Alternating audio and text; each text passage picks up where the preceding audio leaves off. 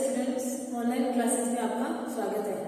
आज की वीडियो में अपन देखेंगे अपने 10th क्लास का जो थर्ड चैप्टर था फ्लाइंग वाला, उसमें जो आपने एक पोएम कर ली थी, उसके बाद दूसरी पोएम दे रखी है अपनी द बोल पोएम। अब जैसे कि पोएम से पता चल रहा है कि बोल, तो बोल से रिलेटेड ये पोएम है और इसके जो पोएट है वो है जॉन बेनमैन। ठीक है, अब इसमें क्या लिखा है, पोएट ये बताते हैं कि एक बच्चा छोटा सा होता है, उसकी बॉल होती है, वो खेलता होता है तो बॉल रिवर में जाके गिर जाती है। तो उस रिवर में बॉल जाने की वजह से, उस बॉल के खोने की वजह से, उस बॉल के लॉस की वजह से वो कितना दुखी होता है। जो एक ग्रीफनेस उसके चेहरे पे आती है, उस ग्रीफनेस की वजह से वो कितना दुखी हो जाता है, उसके बारे में पोएट ने बताया है। पोएट उससे रिलेट करते हुए बताते हैं कि हमारे जीवन में, यानी जिस प्रकार वो बच्चा, छोटा सा बच्चा होता है, वो बॉल होती है, उसके जीवन में बहुत वैल्यूबल है, जो मायने रखती है उसके लिए। उसकी जगह की दूसरी बॉल लाके भी दे सकते हैं, लेकिन पहले वाली बॉल उसके लिए वापस नहीं आ सकती है। वैसे हमारे जीवन में क्या होता है, कई ऐसे पर्सन होते हैं, कोई भी अपना मटेरियल हो सकता है, कोई भी पर्सन हो सकता है जिससे हम बहुत ज्यादा अटैच रहते हैं, लेकिन कभी ना कभी ऐसा टाइम आता है कि वो चाहे पर्सन हो चाहे वो मटेरियल हो, वो अपन से दूर हो ही जाता है और उसको हम वापस भी नहीं ला सकते, ना ही हम उनको पैसों से खरीद सकते हैं। उस समय हमारे अंदर जो दुख होता है, उसी दुख को किससे बताया, बच्चे के उस बॉल के साथ उसको कनेक्ट किया है। तो अपन देखते हैं इस पॉइंट को। What is the boy now who has lost his ball? What is he to do? I saw it go merrily bouncing down the street and then merrily over there it is in the water. No use to say oh there are other balls. ठीक है, तो ये line से निकली है। आप लोग पहला स्टेंजा मान के चल सकते हैं। इसमें पोएट क्या कह रहे हैं कि what is the boy now. अब बॉय की, लड़की की सिचुएशन कैसी है, यानी जब उसकी बॉल, बच्चे की जो बॉल है वो पानी में चली जाती है, उसके बाद उसकी सिचुएशन, उसके हाव भाव, उसका चेहरा किस तरीके का, रोना वाला चेहरा हो गया, वो ग्रीफनेस में है, तो किस तरीके की उसकी सिचुएशन कैसी है।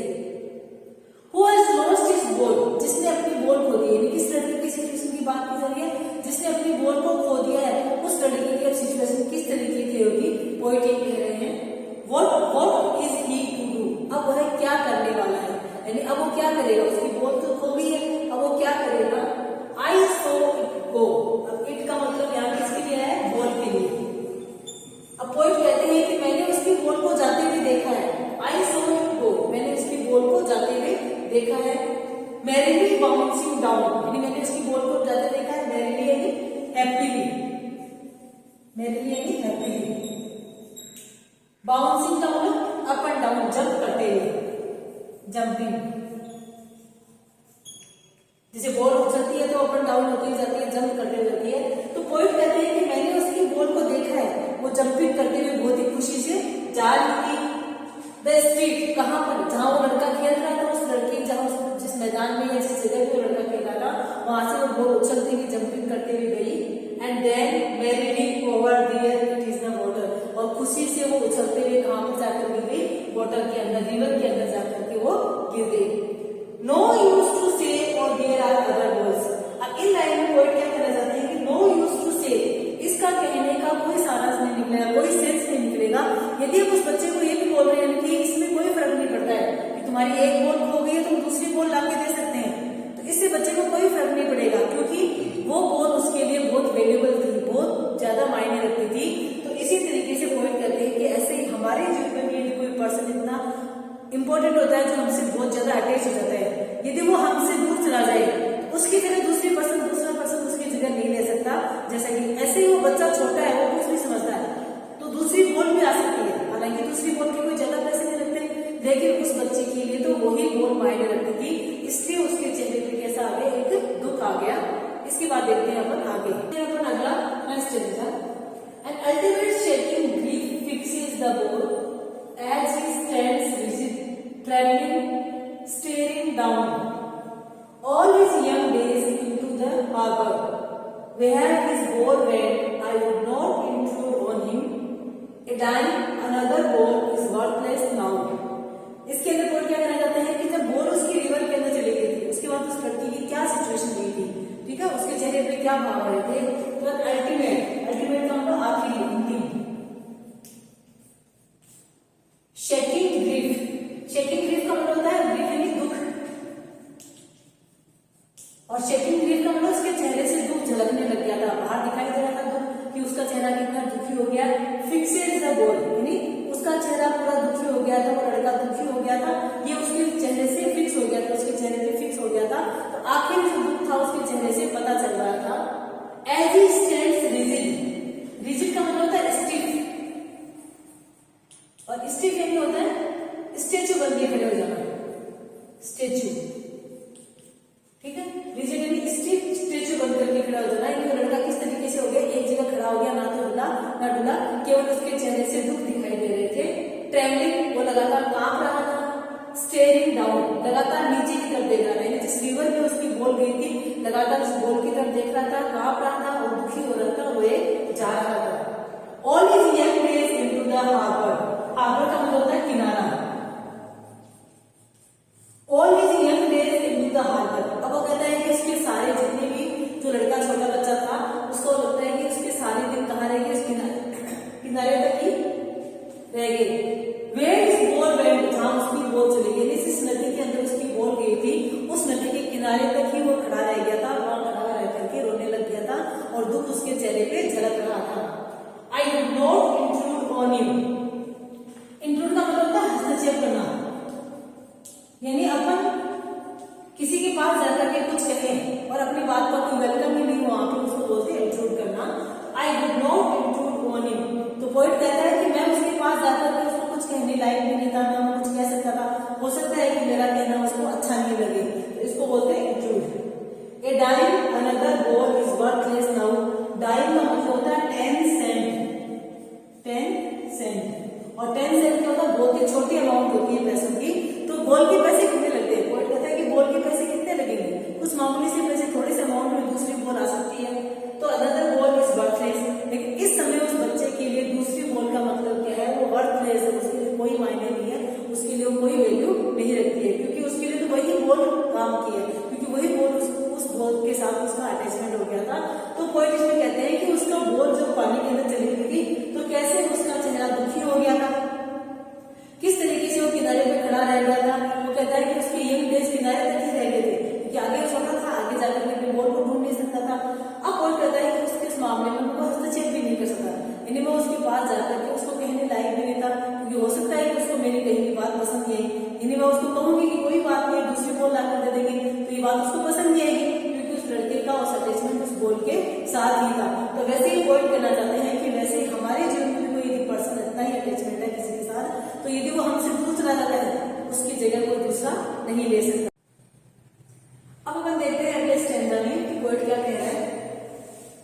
Now he senses first responsibility in a world of possessions people will take, balls will be lost always, little ball, and no one buys a ball back. Money is external, he is learning where behind his desperate eyes. Word में क्या कहते हैं, responsibility का मतलब होता है जिम्मेदारी,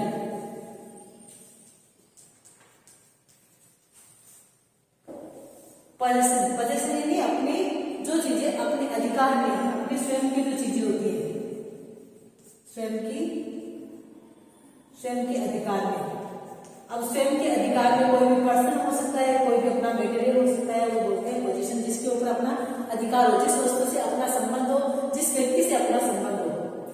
Balls will be lost always, little ball, and no one buys the ball back. ठीक है। Money is external, money external, money तो बाहर ही है, पैसा तो खर्च हो जाता है, पैसा कहीं कभी है, कभी अपने पास पैसा नहीं होता है। He is learning where behind his desperate eyes, desperate का मतलब होता है निराशा। अब हम देखते हैं he senses first responsibility। अब पोएट कहता है कि अगर इस टाइम इसको ये कहा जाएगा बच्चे को कि तुम्हें दूसरी बॉल लाके दे सकते हैं, क्योंकि बॉल के ज्यादा पैसे नहीं दे सकते हैं, तो उसको ये कहना उस समय बहुत ही ज्यादा बेवकूफी वाली बात होगी, क्योंकि वो उस बॉल से जुड़ा हुआ था।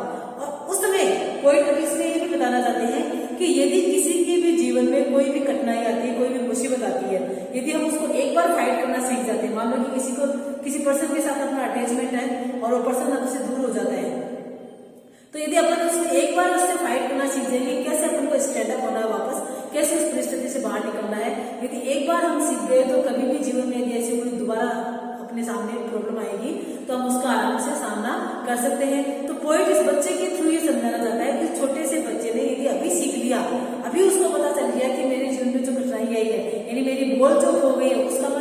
तरीके से करूंगा तो अपने आगे वाले जीवन में, आने वाले जीवन में वो क्या करेगा, इन परेशानियों से वो आराम से फाइट कर सकता है। अब इसमें कहता है कि अब उस समय जब बच्चा रो रहा था, उस खड़े उस बॉल का ही वेट कर रहा था और दूसरी बॉल उसके लिए कोई मायने नहीं रखती थी, तो उसमें पॉइंट कहता है कि अब उसको अपनी पहली जिम्मेदारी का एहसास हो गया था। सेंसेस का एहसास होना, भाप लेना, उसको अपनी पहली जिम्मेदारी का एहसास हो गया। इन ए वर्ल्ड ऑफ पोजीशन, ये जो अपना संसार है, अधिकारों वाला संसार है, जहाँ पे लोगों का किसी वस्तु पे, किसी पर्सन पे अधिकार होते हैं, वैसे उस लड़के का उस बॉल पे अधिकार था। उसको पता चल गया था कि वो बॉल मेरी है, उसके साथ एक अटैचमेंट हो गया था। तो उस अधिकारों वाले संसार के अंदर उसको अपनी पहली जिम्मेदारी का एहसास हो गया था। और जब उसको अपनी पहली जिम्मेदारी का एहसास हो गया, इससे वो फाइट करके आगे चला जाएगा, मूव ऑन कर जाएगा, तो आगे आने वाले जीवन में भी वो क्या करेगा, इस प्रकार की परिस्थितियों का सामना कर पाएगा।